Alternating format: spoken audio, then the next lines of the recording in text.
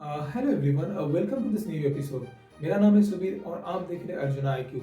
So basically आज की इस वीडियो में हम यही बात करेंगे कि वाई लक्षद्वीप इज इम्पोर्टेंट। पता है कि जहाँ पर जब से ये PM नरेंद्र मोदी और विजिट किए थे मालदीव्स में, फिर उसके बाद जाके कुछ इमेज जो है उन्होंने शेयर किया सोशल मीडिया प्लेटफॉर्म। अब तब जाके ना ये पे मालदीव्स का जो गवर्नमेंट एसोसिएट्स होते हैं वो बेसिकली इंडियन पीपल और नरेंद्र मोदी को क्रिटिसाइज भी किए। तो आज हम बात करेंगे इसी रिलेटेड, ठीक है, जो कि क्यों मतलब जो हम लोगों का लक्षद्वीप है, उसका जो एक द्वीप है वो क्यों इतना ज़्यादा महत्व रखता है। हम इसमें ना दो पॉइंट ऐड किए, एक तो जियो पॉलिटिकल बैकग्राउंड के तहत क्यों ये इंपॉर्टेंट है, और एक है टूरिस्ट, जहाँ पे हम इकोनॉमी रिलेटेड बात करेंगे। तो वीडियो को लास्ट तक जरूर देखिएगा और अपने अगर अच्छा लगता है ना तो ये अपने फ्रेंड तक शेयर भी कर सकते हैं। प्लेस है इंडिया में लक्षद्वीप, तो अगर उसको प्रमोट करना होता है तो उसको यही सेम तरीके से करना होता है, ठीक।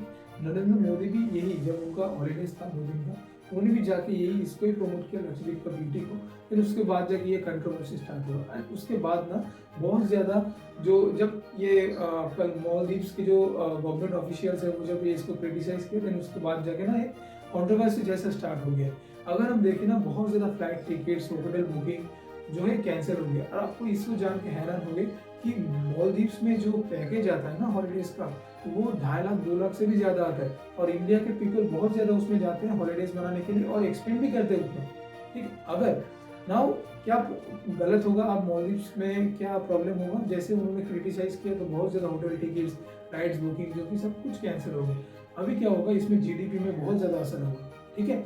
तो आज हम यही बात करेंगे आपको डिटेल में, तो वीडियो को लास्ट तक जरूर देखें और अगर अच्छा लगता है तो चैनल को सब्सक्राइब भी कर दीजिएगा प्लीज़। देखिए, अगर जियोग्राफिकल व्यू से देखेंगे तो जो ये लक्षद्वीप है ना, तो वो केरला के बहुत नज़दीक है, यानी कि 400 किलोमीटर्स के दूरी पर होगा। और यहाँ पे छोटा छोटा द्वीप है, ठीक है, और जो कि पहले मालाबार कोस्ट के अंदर आता है, ठीक आता था। अभी इसको इंडियन टेरिटरीज के अंदर लाया गया है।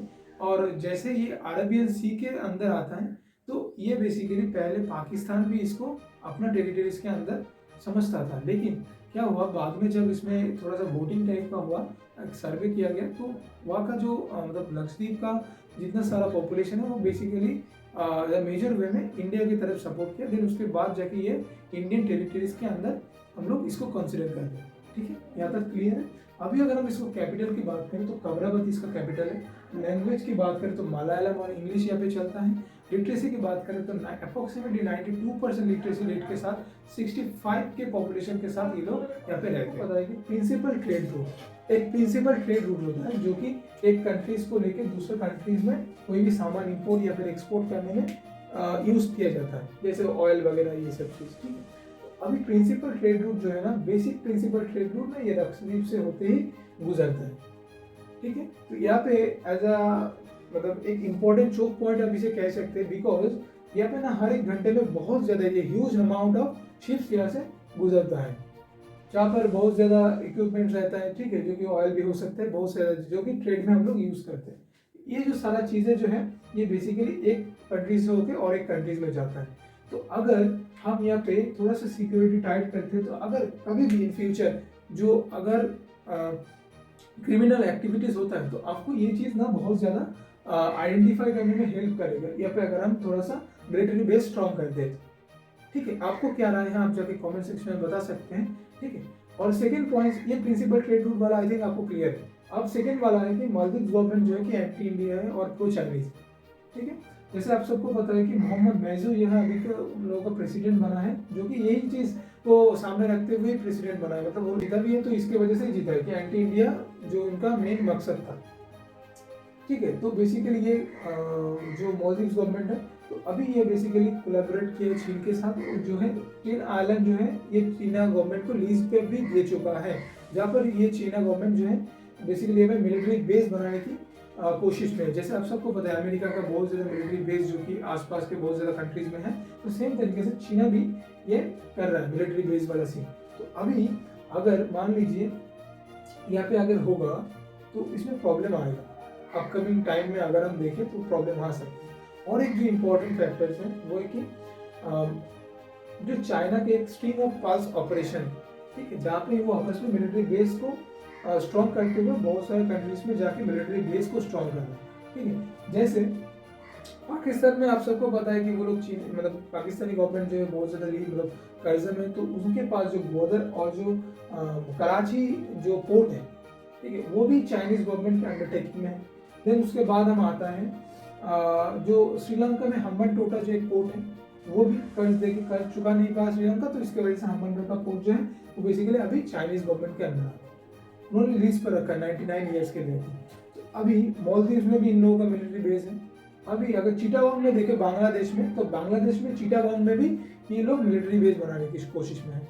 फिर उसके बाद जाके म्यांमार में योंगोंग, तो यहाँ पे भी जो ना है मतलब चाइनीज गवर्नमेंट जो है मिलिट्री बेस बनाने की कोशिश में, और भी बहुत सारा कंट्रीज में है।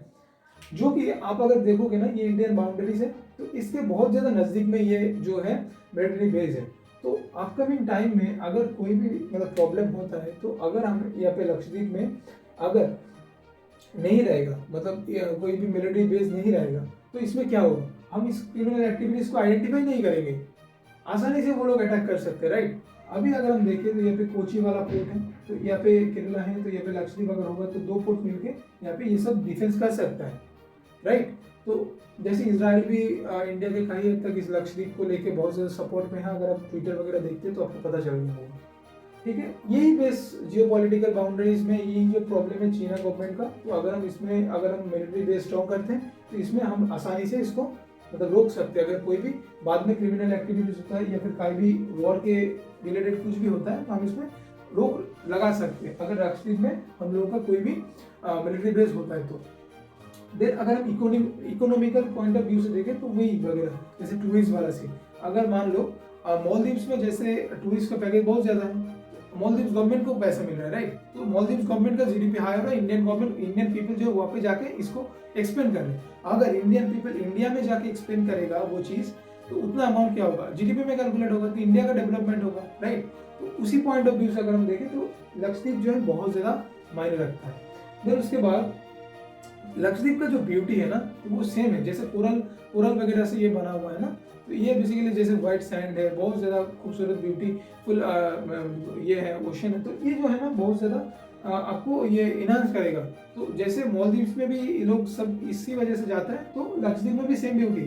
तो आप अगर वहाँ पे जाओगे तो उसमें क्या होगा, टूरिस्ट की वजह से जीडीपी में इंक्रीज होगा, बहुत ज़्यादा डेवलपमेंट भी होगा, उन लोगों के पास काम आएगा, राइट। तो ये भी ज़्यादा इंपॉर्टेंट है हम लोगों के लिए।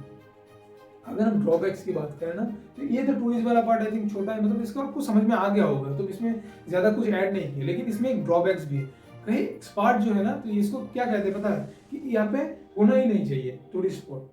क्यों? बिकॉज जहाँ पर इन्होंने ना ये जो स्ट्रिंग ऑफ पर्ल्स ऑपरेशन में ये जो पूरा चीज़ मतलब कवर कर चुका है ना ऑलरेडी, तो अभी अगर यहाँ पे टूरिस्ट वाला सीन होगा तो क्या होगा, जो स्पाई बन के आ सकता है ना, कोई भी टूरिस्ट जाके मिलिट्री बेस का जो बहुत सारा इंपॉर्टेंट डाटा है तो वो लीक कर सकता है। तो इसके वजह से वो लोग क्या बोल रहे हैं कि डेडिकेटेड एक मिलिट्री बेस होना चाहिए वहाँ पे, जो कि कई हद तक सेम है, मतलब कई हद तक मैं भी इसको एग्री करता हूँ, ठीक है। तो इसमें जैसे हम ये इसमें क्या कर सकते हैं ना, कुछ एक दो तीन जैसे द्वीप हैं, तो उसमें लक्षद्वीप में दो तीन पॉइंट्स है, तो वहाँ पे हम लोग टूरिस्ट के लिए बना सकते हैं। बाद बाकी जो है उसको हम एज ए डिफेंस या फिर डेडिकेटेड डिफेंस प्रोग्राम या फिर मिलिट्री बेस के लिए हम उसको ले सकते हैं, जो कि कहीं हद तक सेफ होगा, राइट।